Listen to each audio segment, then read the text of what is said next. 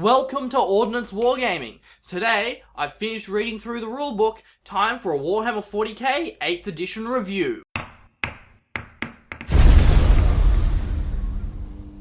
Welcome back, great to have you around. If this is your first time here and you want to improve your wargaming, make your tabletop battles more epic, and give your wargaming budget more power, then be sure to smash the subscribe button, ding the bell, and launch a nuke to make sure that you never miss a video. No Games Workshop, please don't Sigmarize my 40k. Ooh, actually, that looks pretty good. Okay guys, so this review is going to be more of a review of the rule set itself, rather than a review of all the lore that is in this book, which is all really interesting to read, and I would highly recommend taking the time to read it. I mean, when I found out that the Emperor... that's some fascinating stuff right there. Okay, so starting with the core rules, basically the core rules are the sequence of turn, and it's broken down into the same phases that we're familiar with. The movement phase, your psychic, your shooting. Your assault phase is now your charge, and your fight phase, which is basically what it was before. It's just rather than having sub-phases, they've now split it into two different phases, so this is more superficial than anything else. And then the morale phase, which is tacked onto the end, which I actually quite like. Okay, so, movement.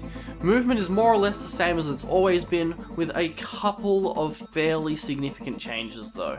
For starters, as you know, all of our movement values have been moved to the profile rather than the unit type, which I like because it means that you don't have to have a million different unit types. It's just your model has that movement value all sorted for you, and then if the model has something else that allows it to, say, move over the top of terrain and ignore it, then it just has the fly keyword, which works quite nicely. The other big changes here are that difficult terrain appears to be gone, which I'm not really a fan of them doing that, because I liked difficult terrain because it meant you had to choose between being in cover in a lot of cases and being able to move quickly, which, given how valuable cover is now with the minus modifier for your saves from the AP rather than being an outright yes you get armor or no you don't get armor, I think cover is going to be very, very important, and the fact that they've removed that mechanic kind of makes it seem like going into cover is a no-brainer,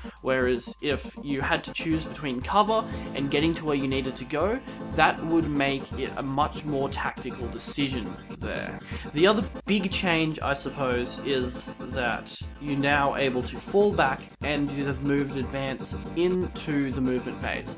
Let's start with the advance. I like that they've moved it into the movement phase because I had a nasty habit of forgetting it when it was in the shooting phase. Although I suspect that it is possible that in larger games you might forget now that that unit has advanced and you might shoot it when you shouldn't be shooting it. So we'll have to see how that works, and it might make the counters that Games Workshop has released a bit more valuable than I might consider getting them. Or using my 5th edition ones that are sitting in a box somewhere. The other big thing, as I mentioned, is falling back, as you are now no longer able to be locked in close combat. However, you sort of are, because while you're able to fall back out of combat, you're only able to fall back your movement value, which in most cases is 5 or 6 inches. So yes, you can move back, but then you can't do anything else that turn, and you are almost certainly going to get charged again next turn, and your opponent will be going first. So effectively, what you are doing is, while you are denying your opponent having the ability to attack you in close combat that turn, they're going to get to charge you again, and as a result of that, they're going to get to go first, and they might wipe you out then. So I don't think that this is as disastrous for close combat as some people have suggested. However, it does mean you can shoot at the opponent if your models fall out of close combat, which is quite a nice thing, and I think it does kind of make sense. Okay, so, Psychic Phase. The Psychic Phase has been fixed mostly. The big thing that they've changed is they got rid of the Warp Charge pool and replaced it with a straight up 2d6, see if you get higher than the value needed to cast a Psychic Power test. Clearly, tests that will allow you to cast more powerful psychic powers will need you to roll higher. Perils of the Warp's still there if you roll double 1s or double 6s, which is good because there should be a drawback to using what is essentially an extra thing that you can do that not everyone is able to do. And the amount of tactics that has actually been added to the psychic phase now, because in order to deny the witch, you have to have a psyker or something that can deny the witch. I'm looking at you, Tomb Spiders, given that Necrons don't have psykers, in order to actually be able to deny a psychic power. And in addition to having it on the table, it has to be within 24 inches of the thing casting the psychic power, which is going to not only add to the tactics involved in list building, but it's also going to add to how you position your models on the table to counter what your opponent is doing. But apart from these changes, the psychic phase is more or less the same. You cast the psychic power, and there's a chance that your head will explode. The shooting phase. The shooting phase is more or less the same as what it's always been, where you pick what you're gonna shoot with, you pick who you're gonna shoot at, you pick the weapon you're gonna shoot with, and then the thing you're shooting at dies. That's an oversimplification, but you get the gist. The big differences with shooting is not so much specific to shooting, but to how combat in general works. Because now, rather than having a fixed AP value of, say, 4, and any save worse than a 4+ is gone, your AP value, is just going to modify your opponent's save, which I think is a really cool idea, and I do believe that it reminisces back to 3rd edition off memory. So yeah, I'm really excited about this change because it means that weapons that had, say, AP 5 before are actually useful now in the case of Gauss weapons, which are now at least AP -1, whereas bolters are AP 0. So yeah, it's a pretty cool change in my opinion. The other big change here, and Games Workshop, how dare you do this? But where are my Ordnance weapons? Where, Games Workshop? Where? I should probably also mention that assault weapons now are not necessarily if you want to charge. You can charge regardless of what weapon you fired. Assault weapons just allow you to advance and shoot, which is really cool, so you could be moving quite a distance and then still shoot. Quite powerful. Your penalty for shooting a heavy weapon is just -1 of your dice roll for your hit, which is pretty cool. So you can move and shoot heavy weaponry, which means moving your, say, Devastators is not that big of a deal as it was in previous editions. You can also fire all of your weapons, which is pretty cool. So say you had a model that has 10 weapons, you can fire all of them, which is pretty damn cool in my opinion. Oh, you can also shoot pistols into close combat. Oh, and did I mention that they've replaced the wound table with this table? So basically, when it comes to wounding now,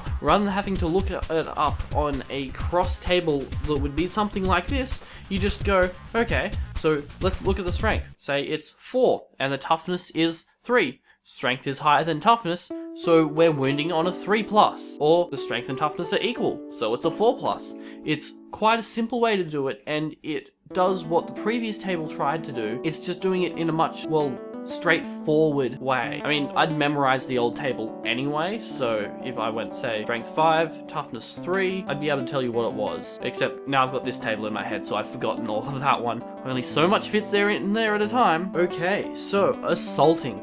Assaults basically work the same way as they did, with a couple of key, rather important changes.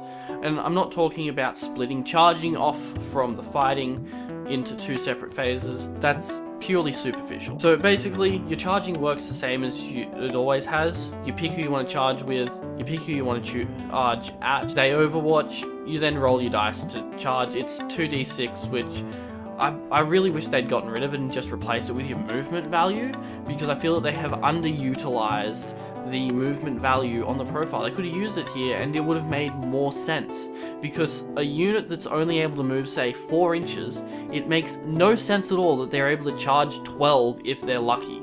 I just think that that's silly and doesn't make a lot of sense, to be perfectly honest with you. The big change with assaults, though, is that if you charge someone, you're going first, regardless, because initiative values are gone.